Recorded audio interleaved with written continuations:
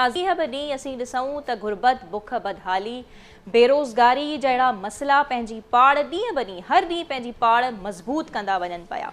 ऐं जॾहिं ही मसइला वधंदा वञनि पिया, पंहिंजी पाड़ मज़बूत कंदा वञनि पिया, त ही अहिड़ा मसइला अलमीअ जी सूरत बि इख़्तियार करे सघनि था। ऐं जॾहिं को अलमियो क्रिएट थींदो आहे, उनजो वक़्त ते इलाज न थींदो आहे नाज़रीन, त उहो हिकु नासूर जी शिकिल, नासूर जी सूरत बि इख़्तियार करे सघे थो। हिन वक़्तु तारीख़ जी बुलंद तरीन सतह ते महांगाई पुॼी चुकी आहे, जंहिं अवाम जी जेकी हीअ महांगाई वधे पई ऐं काफ़ी हद ताईं वधी वई आहे। 27%, 27% ताईं वञी करे हिन जो अंगु पहुतो आहे, जेको शुमारिया जो इदारो असांखे ॿुधाए पियो। ऐं ईंदड़ ॾींहंनि में अञा असांखे हिन शुमारिया जहिड़ा इदारा ॿुधाइनि पिया, पाकिस्तान ब्यूरो ऑफ स्टैटिस्टिक्स जहिड़ा इदारा, त महांगाई अञा जेको आहे वधंदी। ऐं ही कुझु महीना अवल ई इन्हनि शयुनि जा इशारा ॾिना विया हुआ ऐं उन खां अलावा IMF सां जेके ॻाल्हियूं हलनि पियूं। हाणे त ख़ैर IMF जो वफ़द ऐं पाकिस्तानी वफ़द में मीटिंग बि थी वई। पाकिस्तानी वफ़द जेको आहे तमामु शर्तुनि जी ख़ातिरी बि ज़ाहिर कई आहे। पर ॻाल्हि इहा आहे, पंहिंजे पैनल में असीं रवायती गुफ़्तगू खां गुरेज़ ई कंदासीं, ॻाल्हि कंदासीं त आख़िर छा सॉल्यूशन्स आहिनि। सभ खां वधीक असांजो जेको सैलरीड क्लास आहे उहो तमामु घणो मुतासिर लॻो पियो आहे। उहो तबिको तमामु घणे सूरनि में आहे। जेके माण्हू काल्ह 4 व्हीलनि वारी गाॾीअ ते घुमंदा हुआ, उहे अॼु 2 व्हीलनि वारी गाॾीअ ते घुमण लाइ मजबूर थी विया आहिनि। ऐं ॿिए तरफ़ जेके सुठे मयार वारियूं शयूं इस्तेमालु कंदा हुआ खाद पीत में बि, उहे बि हाणे गैर मयारी शयूं इस्तेमालु करण ते मजबूर थी विया आहिनि। छो त उन्हनि जा जेके रेट्स आहिनि, फूड इन्फ्लेशन जी ॻाल्हि कयूं त उहा एतिरी ख़तरनाक लेवल ताईं वधी वई आहे। सो बहरहाल आउं वधीक इंट्रो में वक़्तु ज़ाया न कंदसि, बल्कि पंहिंजे पैनलिस्ट की तरफ़ हलंदासीं, उन्हनि खां पुछंदासीं त आख़िर छा सॉल्यूशन्स आहिनि, कहिड़ा सॉल्यूशन्स आहिनि। असीं सम्झूं था त समूरी दुनिया में इकोनॉमिकली अगरि ॾिसूं त क्राइसिस आहे, बहरान आहे। पर ॿियनि मुल्कनि जी जिते सियासतदान असांखे मिसाल ॾियनि था त उते बि गुरबत आहे, उते बि महांगाई आहे, उतां जा एम्प्लॉइज़ बि रोडनि ऐं रस्तनि ते जेको आहे सिरापा एहतजाज बणियल आहिनि। पर असीं उते अक्सर करे अहिड़नि मुल्कनि में ॾिठो आहे त जॾहिं अहिड़ा मसइला साम्हूं अचनि था त उते जेकी ट्रेडिशनल सियासत हुजे थी, उनखे पासो करे उन्हनि मसइलनि ते तवजा ॾिनी वञे थी। पर अफ़सोस सां पंहिंजे मुल्क जी ॻाल्हि कयूं त हिते ख़्वाम खाई हिकु ब्लेम गेम असांखे सियासतदाननि जे दरमियान नज़र ईंदी आहे। लॻंदो ईअं आहे त असल मसइलनि जो जे तरफ़ उन्हनि जी तवजा कोन आहे। सो हलूं था पंहिंजे पैनलिस्ट जी तरफ़। मूंखे जॉइन कयो आहे पैनल में लाल माली साहब, जेके PTI जा सीनियर अॻवान आहिनि। लाल माली साहब, वॾी महिरबानी तव्हांजी त तव्हां टाइम कढियो।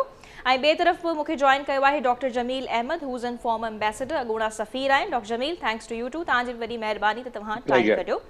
सो ॿिन्ही महिमाननि, फ़िलहाल त असां सां 2 महिमान आहिनि पैनल ते, कुझु महिमान असांखे दौराने प्रोग्राम जॉइन कंदा।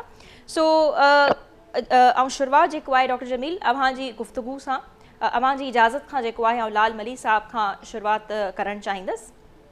लाल मली साहब, रिवायती तौरु असीं अक्सर करे ॾिठो आहे त हर हुकूमत हिक ॿिए ते इल्ज़ाम हणे पई त तव्हांजी नाक़िस पॉलिसीज़ जे करे अॼु असांखे ही सख़्तु फ़ैसिला वठणा पवनि पिया। जॾहिं तव्हां हुकूमत में हुआ, तव्हांजी हुकूमत हुई जॾहिं PTI जी, त तॾहिं बि असांखे ॻाल्हियूं ॿुधण में ईंदियूं हुयूं। हाणे बि साॻी सूरत हाल आहे, त छा तव्हां बीइंग अ पॉलिटिशियन इहा शइ एक्नॉलेज कंदा त को बि सेटअप अची वञे पर सॉल्यूशन कंहिं वटि कोन्हे को? जी लीला, तव्हांजी ॻाल्हि में घणे हद ताईं इतफ़ाक़ ई करे सघिजे थो। पाकिस्तान जे वजूद में अचण खां वठी एसि ताईं हिन मुल्क जो को रुख सही तरह मुतयन न थी सघियो, न थी क़ाइदे आज़म जो पाकिस्तान थी सघियो, न हक़ीक़ी माना में जमहूरी पाकिस्तान थी सघियो। हिन मुल्क में बार बार इंटरवेंशन्स थी वियूं, कॾहिं जमहूरियत परवान न चढ़ी सघी। ऐं को पॉलिटिकल ॻाल्हि न, असीं हिस्ट्री जी ॻाल्हि कयूं था पिया। तव्हां ॾिठो त मुल्क 2 टुकड़ा बि इन दरमियान में थियो ऐं शॉर्ट टर्म पॉलिसीज़ ठहियूं, लॉन्ग टर्म पॉलिसीज़ न ठहियूं। ऐं सियासत एतिरो जी लेवल इहा रही त जेका बि सियासी पार्टी जेको इक़्तिदार में आई ऐं जॾहिं उन हिकिड़ो को बि पंहिंजो प्रोग्राम ॾिनो त ॿी सियासी पार्टी अची उन खे रद्द कयो ऐं हुननि पंहिंजो प्रोग्राम ॾियण जी कोशिशि कई। इन हद ताईं त तव्हां ॾिठो हूंदो त जेके मनसूबा हिकिड़ी हुकूमत शुरू कंदी हुई, उहो 80 सैकड़ो 90 सैकड़ो अरबे रुपयनि जी लागत सां उहे जेके मनसूबा जेके उते ख़र्च थी चुको हूंदो हो, पर जीअं गवर्नमेंट वेंदी हुई त उन मनसूबे खे नाकारा चई ऐं बाक़ी जेके 20% उन ते ख़र्च थियणो हो उहो न थींदो हो। तंहिं करे उहो 80% उन ते जेका लागत ईंदी हुई उहो ई जेको ज़ाया थी वेंदी हुई। त ओवरऑल हिन सॼे मुल्क में इन्हनि पॉलिसीज़ जो तमामु घणो फुक़दान रहियो आहे। हुनजी वॾी वजह इहो रहियो आहे त जमहूरियत इन मुल्क में अॼु ॾींहुं ताईं खणी इहो चई सघूं था त हक़ीक़ी माना में बहाल न थी सघी आहे।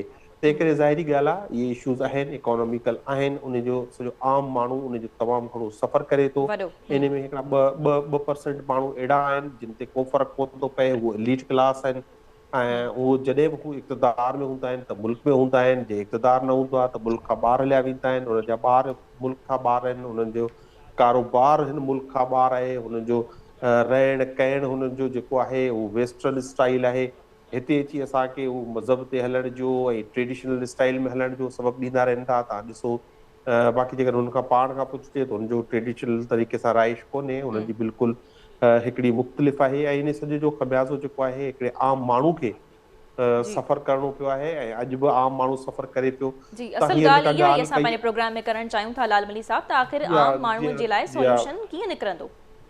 जी हा, उन ते चऊं था जीअं तव्हां सवेर ज़िक्र कयो त 27% जेका आहे उहो जेको आहे महांगाई आहे। हाणे 27% जेका इहा महांगाई आहे इहो जनरल इन्फ्लेशन आहे ऐं इहो गुज़िरियल 50 सालनि मां हींअर इहो हाईएस्ट आहे। ऐं जॾहिं त इहो जेको फिगर आई आहे इहो तॾहिं आई आहे जॾहिं अञा ताईं इन में जेको पेट्रोल जो अघु वधियो आहे उनजो इफेक्ट न आयो आहे, बिजली जा अघु वधाया पिया वञनि, गैस जा अघु वधाया पिया वञनि, उन जो इफेक्ट ईंदो त घटि में घटि जेके किचन जूं शयूं आहिनि, जेको आम माण्हू सिर्फ़ु किचन जूं शयूं ख़रीद करे थो, अटो, गे, चांवर, पती या अहिड़े क़िस्म जूं शयूं, इहो इन्फ्लेशन 50% ताईं पहुची वेंदी।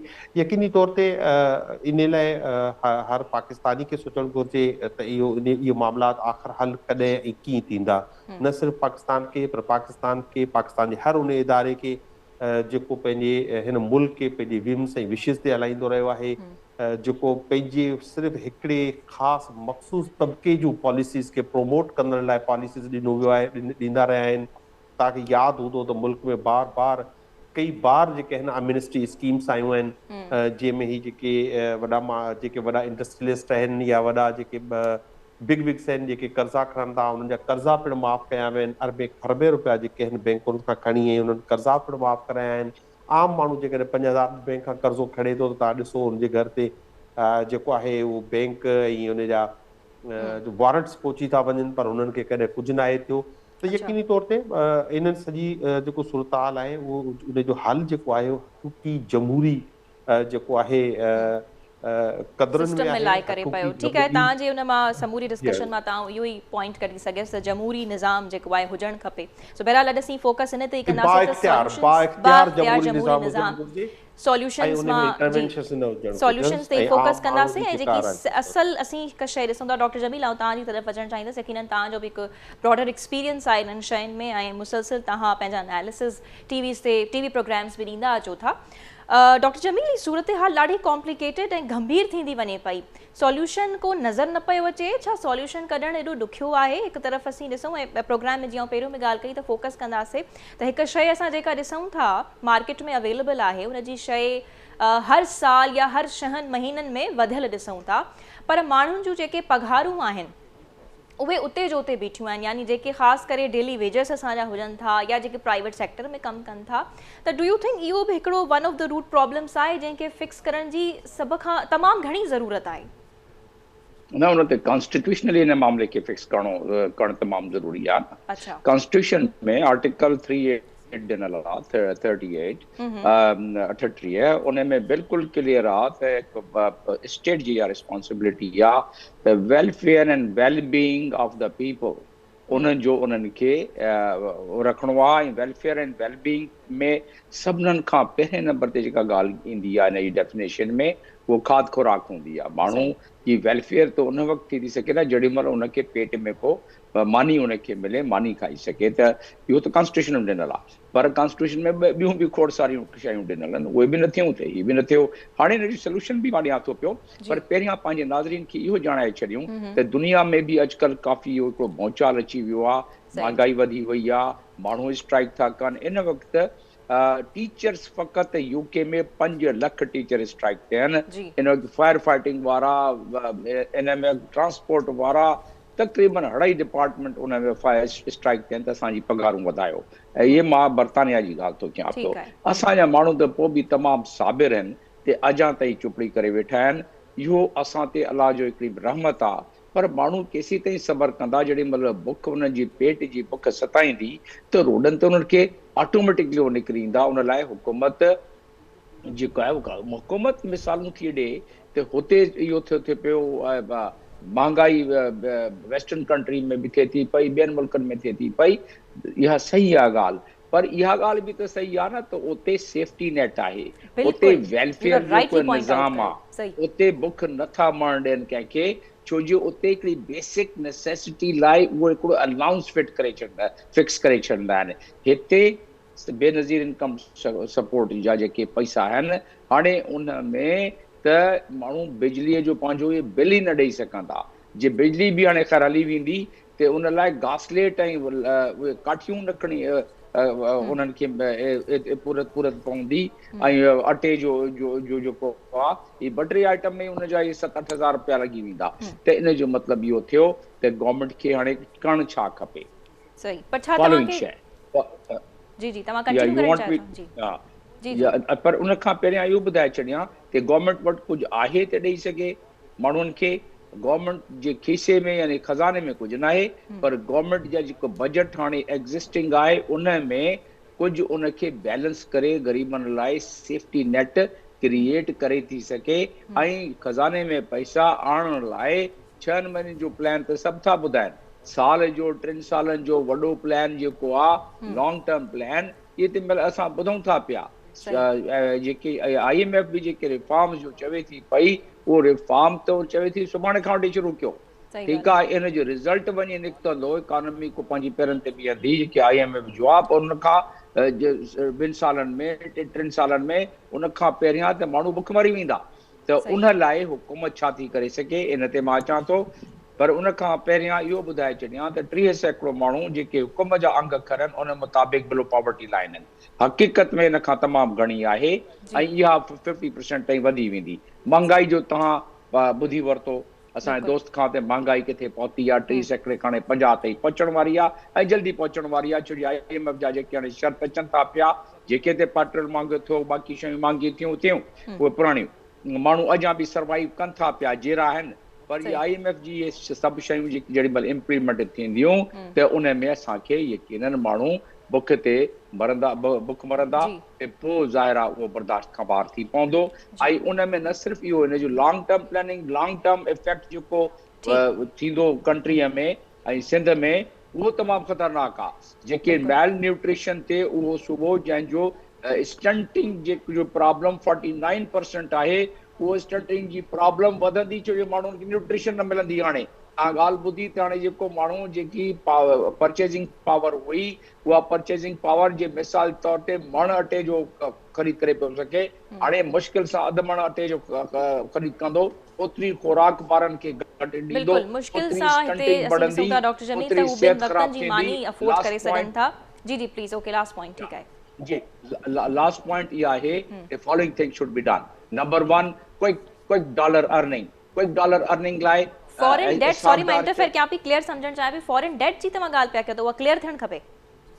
न पैसा कमाइण कीअं, डॉलर कीअं मुल्क में आणियूं त माण्हुनि खे रिलीफ मिले। जेसीं ताईं मुल्क में डॉलर न ईंदा, आमदन न ईंदी, तेसीं ताईं महांगाई वधंदी। डॉलर त मार्केट में कोन्हे को। सही, हा, छो जो असांखे खाद्य खुराक बि अॼुकल्ह इम्पोर्ट थिए थी पई, फ्यूल इम्पोर्ट थिए थो पियो, जेके इम्पोर्ट नथी थियूं शयूं उन जो इम्पैक्ट पवे थो पियो इन्हनि सभिनीनि शयुनि जो। त हर शइ जी बाकस ते जेको आहे उहो बि महांगो थी पवंदो। जेको खाइण जो तेल, बाकस, जेके शयूं ज़रूरियात जी, पाकिस्तान में जेके लूण आहे उन ते बि शयूं महांगी थींदियूं छो जो जेको टैक्स वधंदा, जेको ट्रांसपोर्ट जा भाड़ा छड़ा वधंदा, उन में हाणे अचूं था पिया त सोल्यूशन छा। जी जी, सोल्यूशन ते doctor Jamil, I am sorry, मूंखे ॿियो महिमान बि असां सां गॾु आहिनि, मां वापसि तव्हांजी तरफ़ बीहर ईंदसि। Asad Ali Shah in economy expert आहिनि सीनियर। अस्सलाम वालेकुम असद अली शाह साहब। जी असद साहब लाइन ते आहिनि असां सां? जी असद साहब, तव्हां वटि आवाज़ अचे पियो असांजो? जी असद साहब, लाइन ते आहियो तव्हां? ठीकु आहे, ओके, ठीकु आहे। सॉल्यूशन्स बहरहाल जीअं डॉक्टर जमील चवनि पिया, मुख़्तलिफ़ वक़्ताइता फ़ैसिला जेकॾहिं न कया विया त उन्हनि सां छा असर थी सघनि था। लालमनी साहब, असां जेको आहे फूड इन्फ्लेशन जी ॻाल्हि कयूं, हिन वक़्तु सभ खां वधीक जेको मसइलो आहे इहो बणियल आहे। पर हाणे अचूं था जीअं तव्हां हिकु लॉ मेकर आहियो त आख़िर हुकूमतूं हिक ॿिए खे हलणु छो न पियूं ॾियनि, टाइम छो न पियूं ॾियनि? जीअं अॼु बि PTI खे वज़ीर आज़म शहबाज शरीफ़ दावत ॾिनी आहे वेहण जी, त अची करे वेही करे ॻाल्हियूं कनि APC में ऑल पार्टीज़ कॉन्फ्रेंस में। त तव्हां छो राज़ी न आहियो जॾहिं तव्हां मुसलसिल चयो पिया त तव्हां मुल्क जी बहितरी जे लाइ कुझु कमु करणु चाहियो पिया ऐं तव्हां मुल्क सां सचा आहियो, त वाई नॉट दिस टाइम? छा ही टाइम इन शइ जे लाइ डोंट यू थिंक त ही सभ खां बेस्ट टाइम आहे या शइ करण जे लाइ, ॿुधाइण जे लाइ, या पंहिंजो जेको आहे अहिड़े क़िस्म जी कॉन्फ्रेंस में शामिल थियण जे लाइ? महिरबानी लाला, ॾिसो तव्हां जो सुवाल जेको आहे प्योर पॉलिटिकल क़िस्म जो आहे, इन जो जवाब आउं ज़रूरु ॾियणु चाहींदुसि। असांजी फील्ड इहो ई आहे त ॾिसो, पाकिस्तान तहरीक इंसाफ़ सम्झे थी जेका मौजूदा हुकूमत आहे इहा हिकिड़ी साज़िश जे नतीजे में इहा इंस्टॉल थी आहे। इहो हिन मुल्क ते मढ़ी वई आहे, ही इलिजिटिमेट आहे, गैर क़ानूनी आहे, गैर इख़लाक़ी आहे। इहो हिकिड़ो पासो आहे।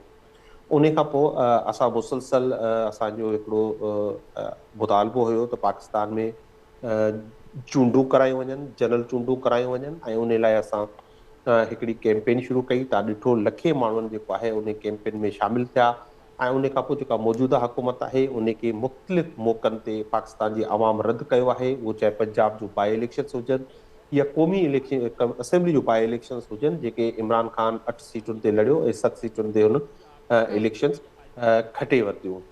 उन खां बाद बि तव्हां ॾिठो त असां मुसलसल हिन हुकूमत खां मुतालबो कयो आहे त तव्हां खां पाकिस्तान तहरीक इंसाफ़ ॻाल्हि ॿोल करण लाइ तयारु आहे, ऐं तव्हां पाकिस्तान तहरीक इंसाफ़ सां ॻाल्हि ॿोल करियो ऐं उन में जनरल इलेक्शन जी एजेंडा खे बि तव्हां आणियो। पर तव्हां ॾिसो त पाकिस्तान जेको में जेके हुक्मरान आहिनि, इताती जमायत आहे, उन्हनि पाकिस्तान तहरीक इंसाफ़ सां ॻाल्हाइणु शुरू कयो, ॻाल्हाइण खां इनकार कयो। उहो ख़ैर हुननि जो हक़ हुयो, पर न सिर्फ़ु हुननि इनकार कयो, पर हुननि सख़्त तरीन जेके सियासी विक्टिमाइज़ेशन आहे, सियासी इंतकाम वठणु शुरू कयो। उहो 25 मई जे नतीजे में तव्हांजे साम्हूं आयो, जिते हिकिड़ो पाकिस्तान जी तारीख़ जो सख़्त तरीन सियासी कारकुननि ते तशद्दुद कयो वियो ऐं दहशतगर्दी जा केसिस दाख़िल कया विया। इमरान ख़ान जेको पाकिस्तान जो वाहिद हिकिड़ो क़ौमी लीडर आहे ऐं पाकिस्तान जी सभ खां वॾी पार्टी खे लीड करे थो, हुन ते पिणु दहशतगर्दी जा मुक़दमा दायर कया विया, कूड़ा केसिस दाख़िल कया विया। ऐं तव्हां ॾिठो त उन खां पोइ शहबाज़ गिल खे गिरफ़्तार करे उनखे कपिड़ा लाहे इंतकामी गिरफ़्तारियूं त लालमनी साहब हाणे बि असांखे नज़र अचनि थियूं, ठीकु आहे, उहे अञा ताईं जारी आहिनि। उहो कल्ह बि शेख रशीद खे हुननि गिरफ़्तार कयो आहे, बॾी पहिरीं फवाद चौधरी खे गिरफ़्तार कयो आहे, साथी साहब खे गिरफ़्तार करे उन जूं बेडरूम जो वीडियो उनजी फैमिली खे रिलीज़ कयूं आहिनि।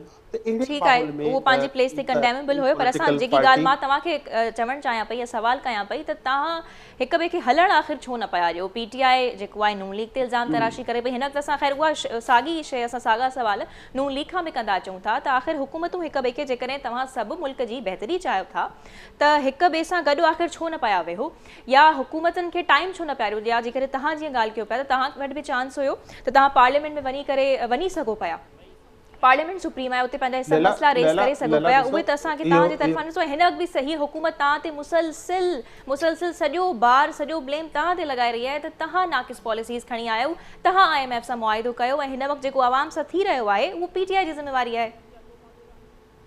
लैला ॾिसो, ॿ टे शयूं आहिनि न, तव्हांखे थोरो सम्झण जी ज़रूरत आहे। ॾिसो, जेकॾहिं 2013 खां 2018 ताईं हुकूमत कई त नून लीग कई, हुननि पंहिंजो असेंबलियुनि जो मुदो पूरो कयो, ऐं हू वारे सां जेकॾहिं हिकिड़ो प्राइम मिनिस्टर वियो त ॿियो हुननि जो ई नून लीग जो अची वियो, हुननि कयो। असांखे हुन ते को एतिराज़ कोन्हो, लेकिन असांजी जॾहिं हुकूमत हुई त इनखे हिकिड़ी साज़िश जे थ्रू जेको हटायो आहे, इहो असीं कोन्ह था ॻाल्हि करियूं, इहो त पर जे साज़िश जी हाणे इमरान ख़ान साहब माज़रत सां ॻाल्हि कोन कनि पिया। अच्छा, वेरी सॉरी, मां तव्हांखे इंटरफेयर कयां पई। असद अली शाह साहब असां सां लाइन ते मौजूदु आहिनि, क्विकली हुननि जो ओपिनियन जेको आहे शामिल करणु चाहियां पई। असद अली शाह साहब, अस्सलाम वालेकुम। जी वालेकुम सलाम जी, महिरबानी तव्हांजी टाइम कढण जे लाइ। असद अली शाह साहब, असीं ॻाल्हि कयूं पिया मुल्की हालात, ही जेकी मईशत असांजी डावाडोल लॻी पई आहे ऐं उनजे नतीजे में आम माण्हूअ ते जेको असरु पवे थो, ऐं सभ खां वधीक सैलरीड क्लास जी असीं ॻाल्हि कयूं पिया त उहो ॾाढो मुतासिर थी रहियो आहे, उन्हनि जी चेल बाक़ाइदा चिबी थी रही आहे, ऐं असां हिन फोकस करे रहिया आहियूं सॉल्यूशन जी। मसला त सभिनी खे ख़बर आहिनि, पर छा को अहिड़ो क्विक सॉल्यूशन न पियो निकिरी सघे जो असां ही जेकी ॿियनि मुल्कनि ते असांजी डिपेंडेंसी आहे कर्ज़नि जे हवाले सां, या इम्पोर्ट असां ॾिसूं त काफ़ी पंहिंजा प्रोडक्ट्स छॾे करे ॿाहिरां जेके असां वटि अवेलेबल बि आहिनि, उन बावजूद बि असां ॿाहिरनि मुल्कनि ते डिपेंडेंट आहियूं, त उहे प्रोडक्ट्स उतां अचनि ऐं पोइ असां हिते इस्तेमालु करणु शुरू कयूं। त आख़िर छो आहे ईअं? को क्विक सॉल्यूशन छो न पियो निकिरे? जी महिरबानी तव्हांजी। ॾिसो कंहिं बि पॉलिटिकल पार्टी वटि को मैजिक वैंड त कोन्हे न, जादू जी का हाँ, we understand that, बिल्कुल ठीक। सोल्यूशन। पाकिस्तान जो जेको प्रॉब्लम्स आहिनि they R very deep rooted ऐं कंटिन्यूअस डिक्लाइन आहे, मां सम्झां थो, irrespective of government for decades, right from the very beginning. ठीक। ऐं उन में आई हर्ड यू जेको तव्हां शुरू में इंट्रो ॾिनो, उन खां पोइ आई गॉट कट ऑफ जी। त पॉलिटिकल पार्टीज जेके भी आहिनि they have been indulging in point scoring. Unfortunately टई मेन पॉलिटिकल पार्टीज जेके आहिनि they are clueless about the road map जेको existing way, whether it is you know current PDM government और previous PTI government. I mean honestly इन्हनि खे जेकॾहिं पहिरीं ॻाल्हि त इहा आहे त if they want to solve the countries problems पहिरियों त रिकग्नाइज कनि न त असां सही गवर्न न कयो आहे। ओदे कीप ऑन सेइंग त असां त बिल्कुलु सही आहियूं, जेको आहे ऐं अपोजिशन जेका आहे, जेका ॿी साइड आहे, उहा ग़लति आहे। ऐं मतिलबु इहो ग़लति ऐं सही वारो जेको डिबेट आहे that is end point scoring is endless. None of the political parties I think उन्हनि वटि कैपेसिटी बि कोन्हे का, न ई वरी कोशिशि कनि थियूं, थिंकिंग कनि था त हिन मसइले जो, मुल्क जो मसइले जो हल छा आहे। ही एग्ज़िस्टिंग जेको सेटअप आहे, जेको फ्रेमवर्क आहे, जेको असांजूं गवर्नमेंट्स आहिनि, I think they don't have the capacity. ऐं बिज़नेस एज यूजुअल जेकॾहिं हलाईंदा त को फ़र्क़ु खणो कोन थो पए हिकु पार्टी खां ॿी पार्टी जेको आहे, जॾहिं हू ॿी पार्टी खे जेको आहे हर शइ ते त ब्लेम कनि था। हाणे IMF ते केतिरी पॉलिटिक्स थी, तव्हां ॾिसो IMF जेको आहे इफेक्टिवली पाकिस्तान जे ठहण खां पोइ 23 प्रोग्राम आहे। हर 3 साल असां बैंक्रप्ट थी था वञूं ऐं इहा बैंक्रप्सी वधंदी थी वञे। हाणे बि IMF प्रोग्राम थिए, पोइ हिकिड़े साल में केतिरी पॉलिटिक्स थी आहे, दैट इज बिफोर यू। सो इहो असली शाह साहब मायूसी जी ॻाल्हि न आहे त असां केतिरो डिपेंडेंट रहंदासीं IMF ते। ऐं ख़ैर असांजा जेके फॉर्मर फाइनेंस मिनिस्टर हुया उहे बि चवंदा त तव्हां जेतिरो IMF खां भॼंदा तेतिरो नुक़सानु थींदो। ऐं असांजा नाणे वारा वज़ीर मौजूदा जेके आहिनि सागडार साहब, उहे त बोल्डली वॾो हर प्रोग्राम में वेही करे चवनि पिया त आई डोंट केयर, IMF जी डिक्टेशन ते आउं कोन हलंदसि, या त पोइ तव्हां इहो न कयो। यानी हिन वक़्तु तव्हां ॾिसो न त सैलरीड क्लास, पंहिंजो मिडिल क्लास तबिको, लोअर मिडिल क्लास तबिको या गुरबत केॾी वधंदी पई वञे, त उन हिसाब सां सॉल्यूशंस आख़िर छो न पिया मिलनि असांखे। अलावा सैलरी क्लास ज़ाहिर आहे उहो त इन्फ्लेशन 25 खां 30% जे विच में सरकारी आदाद शुमार जे हिसाब सां बि आहे। ज़ाहिर आहे सैलरी क्लास हाणे विच में त इहा बि ॻाल्हि पई थिए त गवर्नमेंट जेको आहे गवर्नमेंट सर्वेंट्स जी सैलरी रिड्यूस करण जी ॻाल्हि पई करे।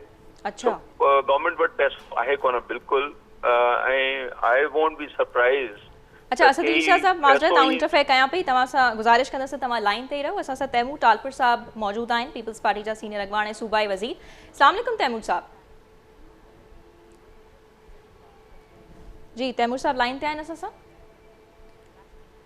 जी तैमूर साहब तव्हां वटि आवाज़ अचे पियो? जी जी अचे पियो बिल्कुलु। जी तैमूर साहब, असीं हिन वक़्तु महांगाई जीअं समूरी आवाम जी चेल चिबी करे पई उन ते ई ॻाल्हि कयूं पिया।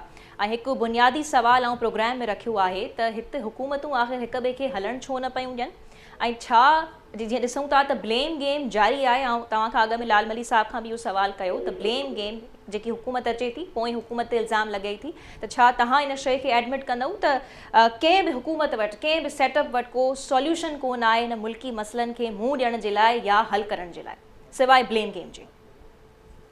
न, मां सम्झां थो ब्लेम गेम जी का बि ॻाल्हि न आहे। अच्छा, ॻाल्हि इहा आहे तव्हांजे IMF जो डॉक्यूमेंट खणी आई उनखे पढ़ो, उनमें साफ़ वाज़े लिखियलु आहे त इमरान नियाज़ी जी पॉलिसीज़ जे करे अॼु असीं हिन क्राइसिस में आहियूं। उते क्लियरली लिखियलु आहे त उन्हनि कमिटमेंट्स कयूं, कमिटमेंट्स करे फिरी विया, ॻाल्हियूं कनि, ॻाल्हियूं करे उन ॻाल्हियुनि तां यू टर्न वठी छॾनि, जेको यू टर्न सरकार जो सदी मसइलो रहियो आहे।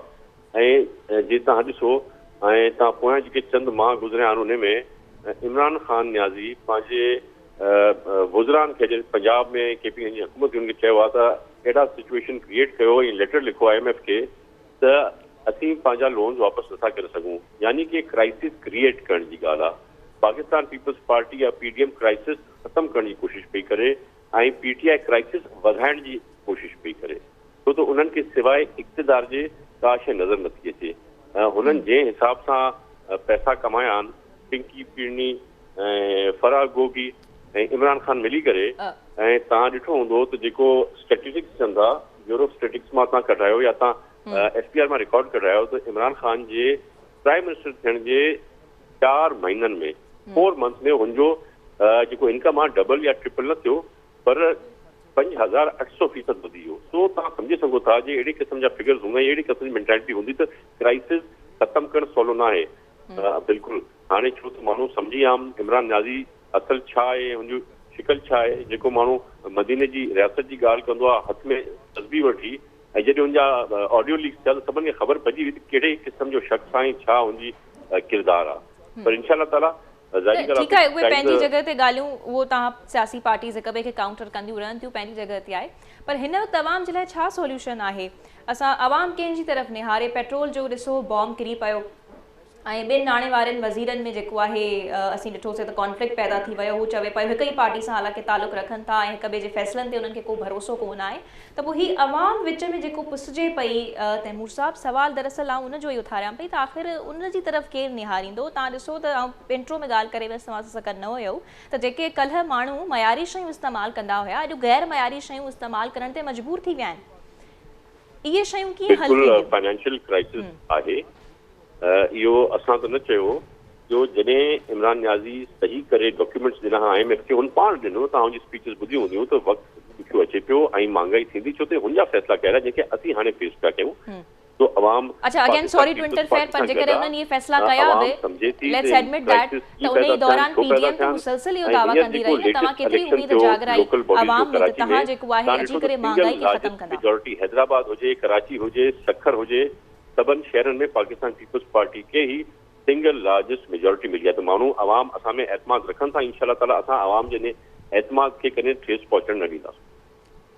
जी उहो ई सवाल तव्हां खां कयो आहे रिपीट करणु चाहींदसि त तव्हां जेकॾहिं सॼी PTI जी ॻाल्हि कयो पिया IMF प्रोग्राम में जेके हो जेको मुआइदो करे आया या जेके शर्तूं उन्हनि जे नतीजे में आयूं साम्हूं सभु उहो तव्हां भोगे रहिया आहियो पर उन ई टाइम उन ई वक़्तु सभु तव्हां बि त दावा कंदा रहिया न तव्हां केतिरी उमेद जाॻाए छॾी अवाम में त जेको आहे तव्हांजी लॉन्ग मार्च बि असां ॾिठीसीं ऐं लॻो ईअं त ठीकु आहे जेकर इमरान हुकूमत खां कमु नथो हले त हाणे तव्हां एक्सपीरियंस्ड हुकूमत जेके पंहिंजो पाण खे सॾरायो पियूं त उहे को न को जादू करे ॾेखारींदा या महांगाई घटि थी वेंदी पर हिते त असां ॾिठोसीं त उन खां ॻाल्हि सफ़ा चढ़ी वई आहे हाणे ज़िम्मेवारी त जेको मौजूदा हुकूमत ते ईंदी न बार त उहा ई खणी पई सवाल त तव्हां खां ई थींदो।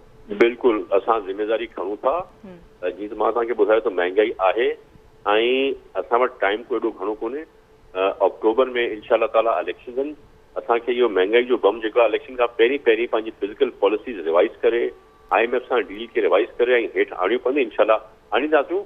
चंद मां बहरहाल जेको आहे सो मूंखे चवणो थो पए त माण्हुनि ते वक़्तु थोरो ॾुखियो आहे इहो जेको पूरी दुनिया में क्राइसिस हलनि पिया इन्फ्लेशन जा रुगो पाकिस्तान में न आहिनि पर छो त पाकिस्तान में गुरबत वधीक आहे करे असांखे वधीक ख़्याल आहे इन्फ्लेशन खे कंहिं न कंहिं नमूने कंट्रोल कजो पर बिल्कुलु असांखे कुझु चंद जेको आहे मां अञा ताईं इन में लॻी वेंदा अवाम खे जेको आहे सो कुझु सहारो ॾियणु।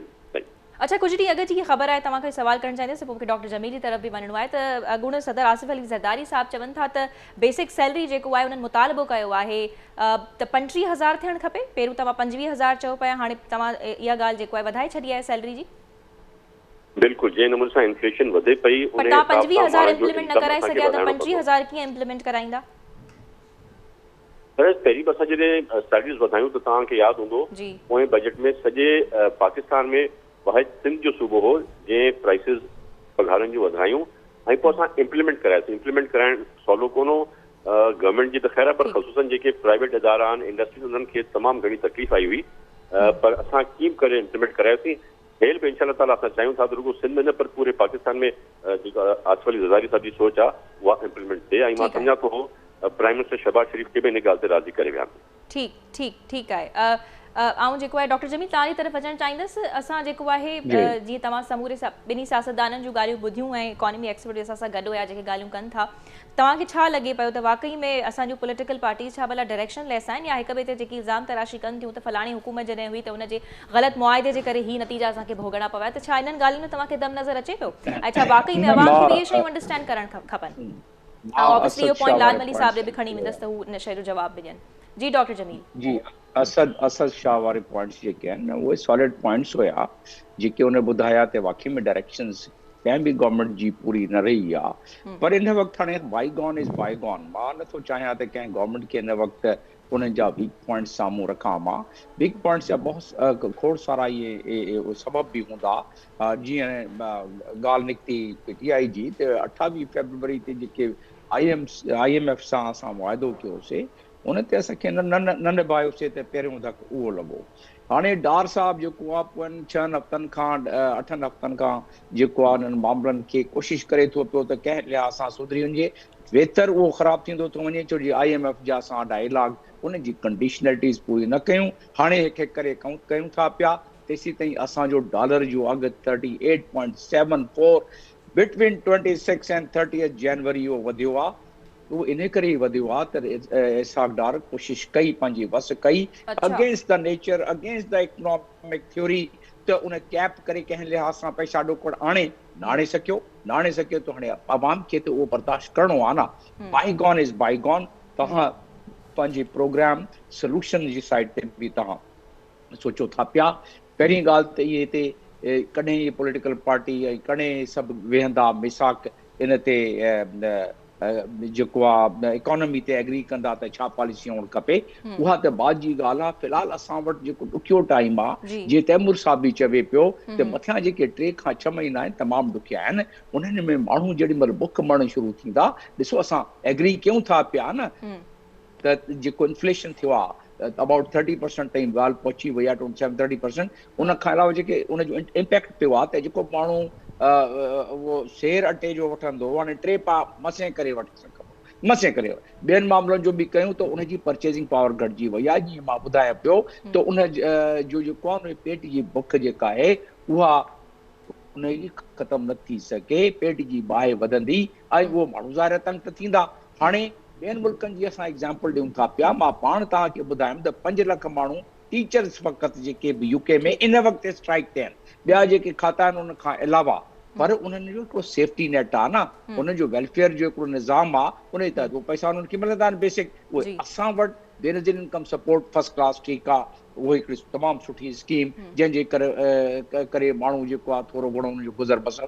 हाणे इन इन्फ्लेशन खां बाद बेनज़ीर इनकम सपोर्ट जिन्हनि खे जेके उहे आहिनि उहे तइदाद बि वधी वई, पैसा बि उहे पूरा न पवंदा छो जो परचेसिंग पावर घटिजी वई। त उहे माण्हू उन्हनि जी न्यूट्रिशन जो बाक़ी त शयूं तव्हां मियारी शयुनि जी ॻाल्हि था कयो पिया, हिते त जेको लोकल शयूं आहिनि उहे एतिरी महांगी थी पवंदियूं जेको इम्पैक्ट पवे उन जे करे त ही उन्हनि जे वस खां ॿाहिरि थींदो। उन लाइ करिणो छा आहे? नंबर 1 गवर्नमेंट जेको हाणे करे थी सघे, जेको मां प्रैक्टिकली कयो आहे, स्टेट बैंक जा अंक करनि त रिमिटेंस वधाइण लाइ कुझु तरीक़ा आहिनि। असांजा माण्हू ख़ासि तौर ते जेके गल्फ कंट्रीज़ में आहिनि उहे तमामु इन मामले में रिस्पॉन्स सुठो कंदा आहिनि। मां जेॾी महिल चार्ज वरितमि त 1.1 बिलियन जी रिमिटेंस हुई। मां 2.5 सालनि में 3.2 billion. What did I do? Nothing very special. जेको I did not do anything rocket science न हो। सभिनीनि खे मां इंगेज कयुमि जीअं इंगेज करणु खपे हिकिड़े पब्लिक सर्वेंट खे, हिकिड़े डिप्लोमेट खे पंहिंजे माण्हुनि सां। उन्हनि खे मां ॼाणायुमि त बाबा तव्हां जेके बि 10,000 जेके तव्हां हिते डॉलर मोकिले था सघो, तव्हां 25 सालनि खां हिते वेठा आहियो, तव्हां पंहिंजे घरनि में भले मोकिलियो, जेको मोकिलंदो पर्ची मुंहिंजे कम्युनिटी वेलफेयर उनखे अटैची खे ॾियो। हफ़्ते मां कैमरा शैमरा ही सभु रखी उन्हनि जे साम्हूं उन्हनि खे सर्टिफिकेट सरकार जो ॾींदो तमामु बहितरीनु। ऐं उन्हनि खे इहो अख़्तियार हो त केॾी महिल बि उहे एम्बेसी अची पिया सघनि त जेके उहो मोकिलणु पिया चाहिनि किस्तनि में, जेके हुंडी में को ॿिए तरीक़े सां उन्हनि सही रस्ते सां मोकिलियो। पहिरीं ॻाल्हि त पंहिंजे माण्हुनि खे मोटिवेट कनि। पंहिंजा तैमूर तालपुर साहब जहिड़ा माण्हू, ॿिया सियासतदान, ॿिया माण्हू मोकिलनि जंहिंजो फेस रिकग्नाइज़ेबल आहे, जंहिंजी को रेपुटेशन सुठी आहे। सियासतदान बि हिते जेके आहिनि अहिड़ा आहिनि न, कोई त जंहिंजी रेपुटेशन अहिड़ी न आहे त असांजा ओवरसीज़ पाकिस्तानी जेके उन ते एतबार करे पैसा मोकिलनि। उन्हनि खे मोटिवेट कनि, पंहिंजे सफ़ारत अच्छा, यानी तव्हां चओ पिया त ॿाहिरियों पैसो अचे पाकिस्तान में। नंबर हाँ, उन खां अलावा गुज़ारो न आहे। ॾिसो उन ते बि अचां थो त पाकिस्तान में छा करणु खपे, उन में ज़ाहिर आहे चई छॾियो आहे तव्हांखे।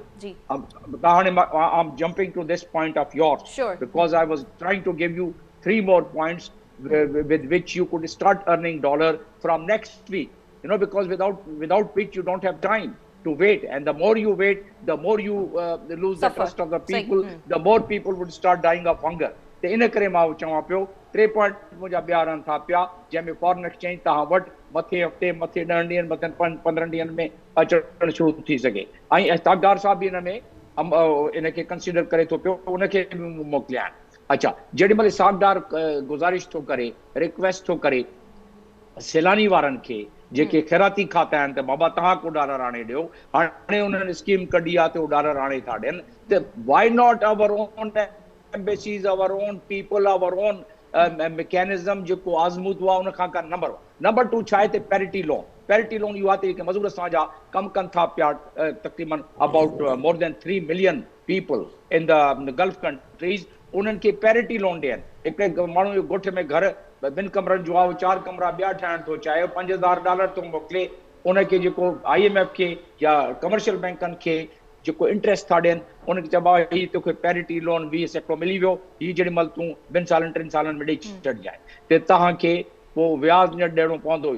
थर्ड थिंग, जेके आसूदा माण्हू अमेरिका में, बर्तानिया में, यूरोप में वेठा आहिनि, उन्हनि खे पाकिस्तानी उन्हनि खे ज़मीन FWO खे मिलाए या ॿिए कंहिं इदारे खे मिलाए कोऑपरेटिव फार्मिंग, उतां जो जेको माण्हू वेठल आहे उनखे 20% ज़मीन, 80% फार्मिंग, उनखे सरकारी अॻिते बुकिंग जीअं फ्लैटनि जी थींदी आहे, उन हिसाब सां इहो थींदो। मां चां थो त पाकिस्तान में छा करणु खपे, उन ते बि अचां थो। इहे ते तमामु मुख्य ॻाल्हियूं जेके हुयूं जंहिंमें इहे आराम सां करे पिया सघनि। उन खां अलावा स्टेट बैंक जे गवर्नर खे बि मूं सलाह ॾिनी त कुझु प्रोडक्ट लॉन्च कंदा त उन में पैसा ईंदा, पर कॉन्फिडेंस बिल्डिंग ज़रूरी आहे। ठीक है, 3 सॉल्यूशंस तव्हांजो 3 पॉइंट्स जेको आहे तव्हांजी हिन गुफ़्तगू मां कढी सघी आहियां। तव्हांखे आउं वरी मौक़ो ॾींदसि डॉक्टर जमील, पर मूंसां ॿिया महिमान बि गॾु आहिनि। असद अली शाह साहब जी मूंखे ख़बर पई त उहे टेलीफोन लाइन ते आहिनि, पर उन खां अॻु में लाल वली साहब, तव्हां तैमूर टालपुर साहब जी गुफ़्तगू समूरी ॿुधी रहिया हूंदा, जेको बुनियादी सवाल तव्हां ॿिन्ही सियासतदाननि खां कयो ब्लेम गेम वारो, त हुननि चयो त हर शइ वाज़े आहे, सभु कुझु लिखियलु आहे, यानी अल्टीमेटली असां ॾिसूं त आख़िर में तव्हां ते ब्लेम ई लॻाए विया, पर हू जंहिं डॉक्यूमेंट जी ॻाल्हि कनि था या जीअं चयो बि वञे थो, काफ़ी ख़ैर सीनियर मईशतदान बि तव्हांजे लाइ चवनि था त IMF जी जेकी ही प्रोग्राम आहे उनजी बुनियाद तव्हां रखी, ऐं असल में जेकी डिफॉल्ट वारी बुनियाद जे करे चऊं त उहा तव्हांजे ज़माने में लॻी वई। पर ख़ैर जीअं असीं ॻाल्हि कयूं पिया त आख़िर सॉल्यूशन छा निकिरंदो, छा तव्हां जे हिन वक़्तु रिट ते बीठा आहियो, इलेक्शन्स थियनि, छा उहा ॻाल्हि अॻिते तव्हांखे वधंदे नज़र अचे थी, या हिन मुल्क जो तव्हांखे आख़िर छा भलाई कहिड़ी शइ में नज़र अचे पई, छा असांजी जेको आहे ओवरऑल अप्रोच हुजणु खपे सियासतदाननि जी मसइलनि जी तरफ़? लैला तव्हांखे रिप्लाई कयां थो, पर महिरबानी करे मूंखे 1-2 मिंट ॻाल्हाइण ज़रूरु ॾिजो।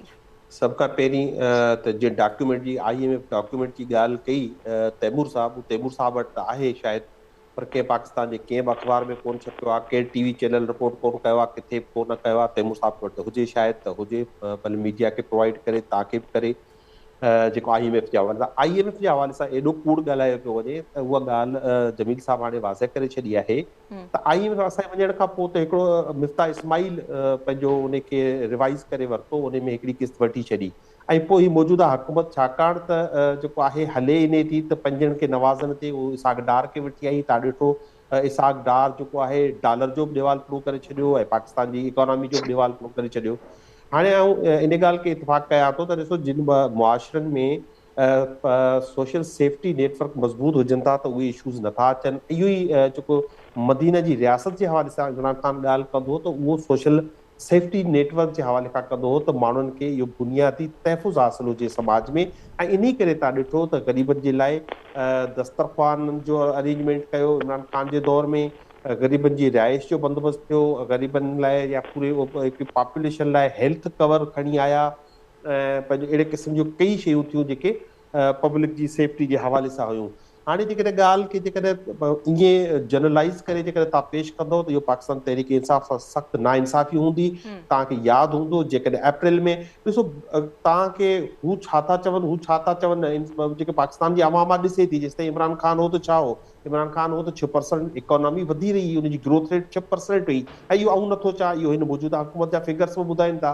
जॾहिं ग्रोथ रेट वधंदो आहे त उन में तव्हांजी एम्प्लॉयमेंट बि वधंदी आहे, तव्हांजो बिज़नेस ऐं कारोबार वधंदो आहे, त हर शइ में तव्हांखे इम्प्रूवमेंट नज़र ईंदी आहे। तव्हांजी एक्सपोर्ट वधी रही, डॉलर्स ठीकु आहे उहो त।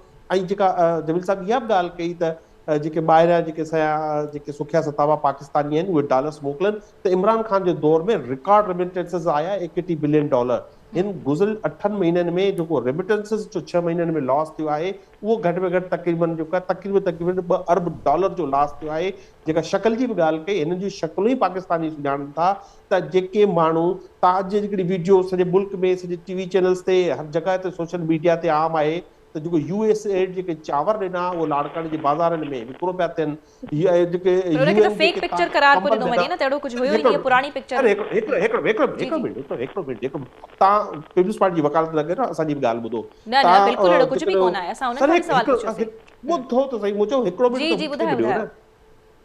तव्हां ॾिसो त उहो जेको हिकिड़ी ख़ातून आहे उहो सखर जे लाड़काणे मां उनजी वीडियो आई आहे, उहो पंहिंजो वकील बि आहे, कारोबार करे थी, उनजी वीडियो आई आहे त हिननि कंबल विकिणी छॾिया आहिनि।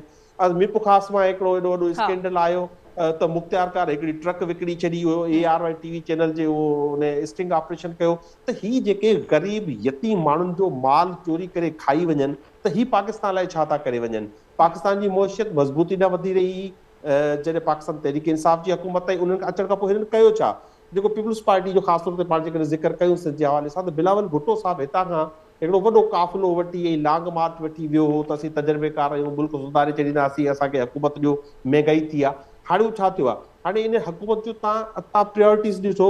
बिलावल भुट्टो साहिबु तक़रीबन जेको रिपोर्ट अचे पई त 2 अरब जे लॻभॻि ॿाहिरियां जेके विज़िट्स आहिनि उन्हनि ते ख़र्च करे चुको आहे। हिननि जी जेके वज़ारतूं आहिनि, कल्ह बि हिकिड़ो हिन एडवाइज़र मुक़ररु कयो आहे, माना हाणे को 77-78 ही वज़ीर मुक़ररु करे चुका आहिनि फेडरल गवर्नमेंट में, जंहिंमें वीहारो खन वटि त को पोर्टफोलियो ई कोन्हे। सिर्फ़ु हुकूमत जा ऐं आम अवाम जा जेके रिसोर्सिस आहिनि उन्हनि खे ही लुटण ऐं फुरण लाइ वेठा आहिनि। त ही हुकूमत बेसिकली नॉन सीरियस आहे, उनखे तव्हां पाकिस्तान तहरीक इंसाफ़ सां इक्वेट नथा करे सघो। तव्हांजो उन दौर में तव्हांजी एक्सपोर्ट्स वधी वियूं, तव्हांजी मैन्युफैक्चरिंग वधी वई, एग्रीकल्चर जो तव्हांजो आउटपुट जेको, इहे सभु उहे शयूं आहिनि जिते जॉब क्रिएशन थिए थी, जिते तव्हांखे माण्हू रोज़गार मिले थो। हींअर हिन खां सिर्फ़ु 8 महीननि में तव्हां को बि सर्वे खणी ॾिसो, 20 लख खां वधीक माण्हू बेरोज़गार थी विया आहिनि। पाकिस्तान तहरीक इंसाफ़ जी हुकूमत में 55 लख माण्हू नेशनल यूथ एम्प्लॉयमेंट पॉलिसी जे तहत वरी 2 मिलियन नौकरियुनि जो ऐलान बि कयो वियो आहे। लाल बली साहब, तव्हां असांखे चयो त असां वकालत था कयूं पीपल्स पार्टी, शायदि तव्हां उन वक़्तु असां सां डिस्कनेक्ट थी वियो, पर असां उन्हनि जे साम्हूं इहो सवाल बिल्कुलु रखियोसीं त आख़िर हू आवाम जे लाइ छो बहितर कोन सोचनि पिया। इहे सभु सवाल उन्हनि जे अॻियां रखियासीं। जॾहिं कि मुख़्तियार ख़ार डिस्ट्रिक्ट लेवल ते हिते सिंध में करप्शन कई, सामान चुरायो, असां उहो बार बार हाईलाइट कंदा आहियासीं। ऐं बिल्कुलु जॾहिं हुननि ॻाल्हि कई त डॉक्यूमेंट जी, तव्हां वराए उन्हनि खां पुछो त पोइ तव्हां उन वक़्तु छो दावा कयो पिया त तव्हां अची करे सभु कुझु सॉल्व कंदव। त इहो असां उन्हनि खां बार बार पुछंदा आहियूं। त इहो त हाणे ख़ैर मीडिया वारनि जे लाइ बि मुंहिंजे ख़्याल में सुठी ॻाल्हि कोन्हे जो तव्हां सिधो डायरेक्टली चई छॾियो त वकालत कयां पिया। बिल्कुलु वकालत कोन कई, ऐं डायरेक्टली आई आस्क्ड हिम द क्वेश्चन, आई क्वेश्चन हिम त तव्हां मां तव्हांखे इहा ॻाल्हि कई जेका वीडियो हले थी पई उहो सोशल मीडिया ते हली थी पई, तव्हां हुनखे चओ त उहो वीडियो कूड़ी आहे। मां चयो वीडियो तव्हां हुनखे छॾे ॾियो, कूड़ी आहे या सच्ची आहे। वीडियो वारी ॻाल्हि मुंहिंजी नॉलेज में न आहे, I am sorry for that. बाकी that picture is definitely in my knowledge. हिकिड़ी वीडियो ई न आहे न, कई शयूं आहिनि जेके आयूं आहिनि त हिननि जेका पंहिंजा नवाज़ी कई आहे, पंहिंजनि माण्हुनि खे नवाज़ो आहे, पीपल्स पार्टी ते तंज थियो जॾहिं असां केॾियूं शयूं नज़र आयूं।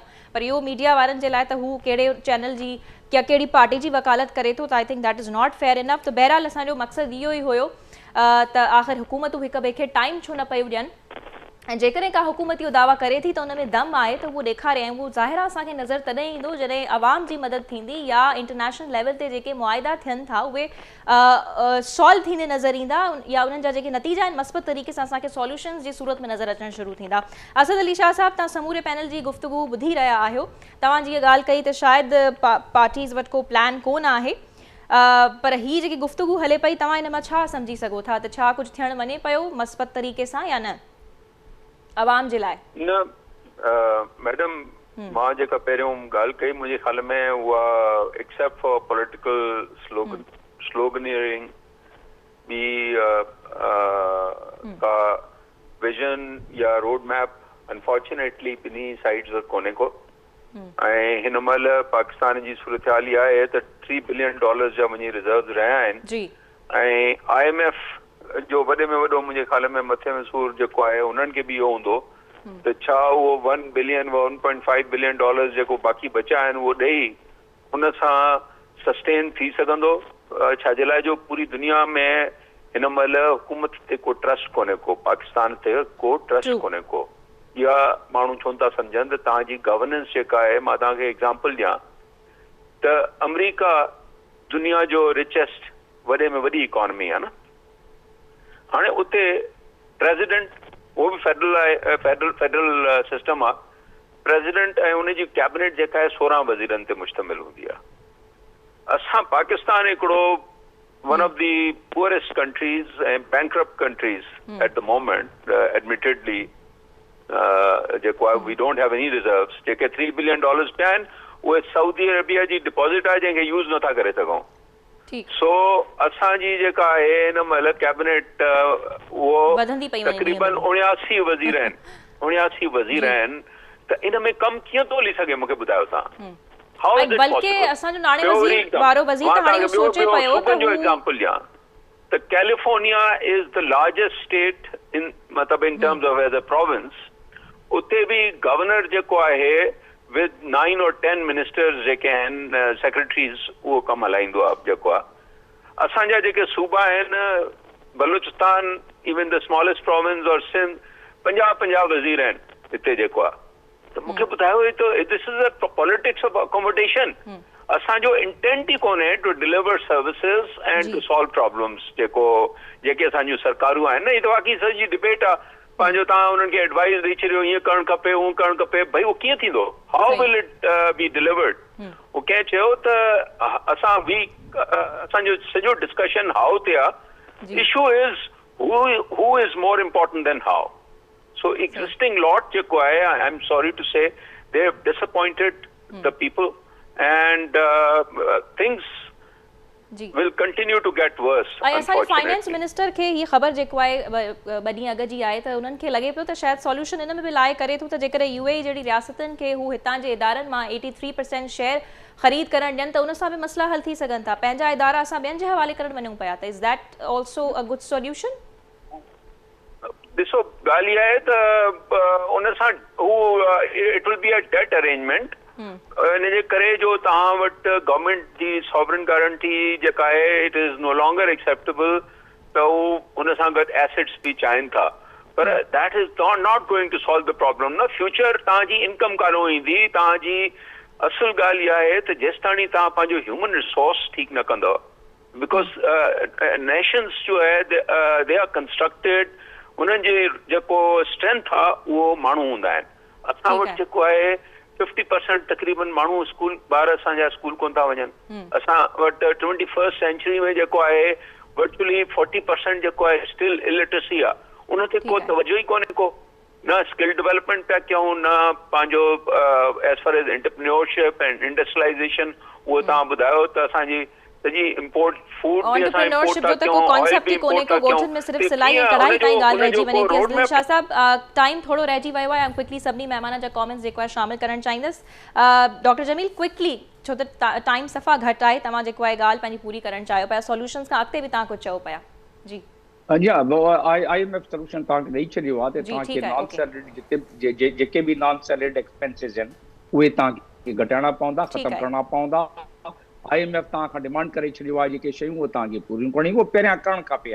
उन न कयो हाणे असांखे करणो पवंदो। ओके ठीक है, I am very sorry, time जो है खत्म थी वो। तमाम पैनलिस्ट की वही मेहरबानी। नाज़रीन, हुकूमत कड़ी भी अची वे, फैसलन की गाल जेतोणीक थे थी, आखिर में आवाम ही जो है पुछंदे असांखे हर भेरे नज़र आयो है। पर अफ़सोस से आवाम की तकलीफ़ अलाए छो, जी सदरी शाह साहब भी चयो त खबर कोन थी पे तो आखिर रूट प्रॉब्लम्स जी आहिनि तो उन्हनि खे हल करण जे लाइ असां वटि आखिर स्ट्रैटेजी असांजे हुकुमराननि वटि का छो कोन अचे पई, का स्ट्रेट फॉरवर्ड स्ट्रैटेजी या जीअं लॉन्ग टर्म प्लान्स जी भी पैनलिस्ट ॻाल्हि कई। सो इजाज़त ॾींदा, मुलाक़ात थींदी ईंदड़ हफ़्ते। अल्लाह हाफ़िज़।